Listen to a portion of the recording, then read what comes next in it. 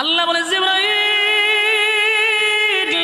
আমার বন্ধুরে জান্নাতি কাপড় পরিধান করাইয়া আজকে হাশরের মাঠে উঠায়া দাও।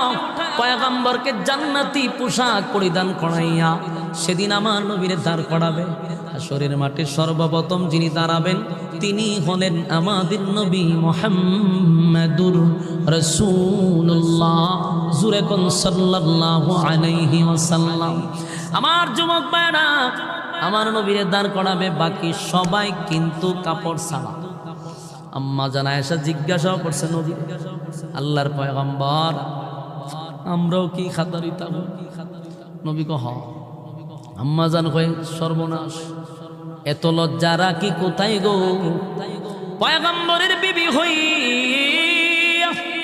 হাশরের মাঠে উলঙ্গ অবস্থায় দাঁড়াবো, এই লজ্জা কোথায় রাখি? আল্লাহর নবী কয় আয়েশা গো যেমনটা ভাবছো তেমনটা না, হাশরের মাঠের অবস্থা তখন এরকমটা থাকবে না। মানুষের মধ্যে মানুষ থাকবে না, মানুষ যে দাঁড়াবে, মানুষ যে আকাশের দিকে উপরের দিকে তাকাইব 50,000 বছরের ভিতরে তা একবার নিচেও তাকাবে না।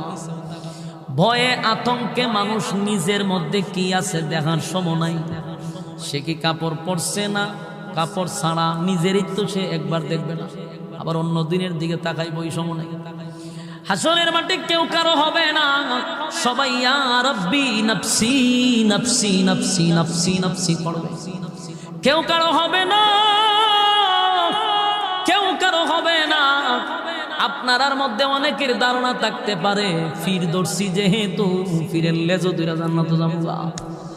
হাই রে বাংলার মানুষ সব বুঝলেন, এটা কেন বুঝলেন না? ফিরের লেজো দুইরা যদি জান্নাতে যাওয়া যাইত তাহলে বাংলাদেশের সব বেনামাজি সুদকুর ঘুষখোর লম্পট বদমাশ ভণ্ড পীরের লেজো ধরে জান্নাতে চলে যাইত। কিন্তু এটা কি সম্ভব? আল্লাহ বলেন ইয়াউমা ইয়াফিরুল মারউ মিন আখিহি ওয়া উম্মিহি ওয়া আবি ওয়া সাহিবাতিহি ওয়া বানি। কিয়ামতের ময়দানে মা সন্তানের পরিচয় দিবে লাগো, সন্তানের পরিচয় মা দিবে না, নিজের সন্তানকে নিজেই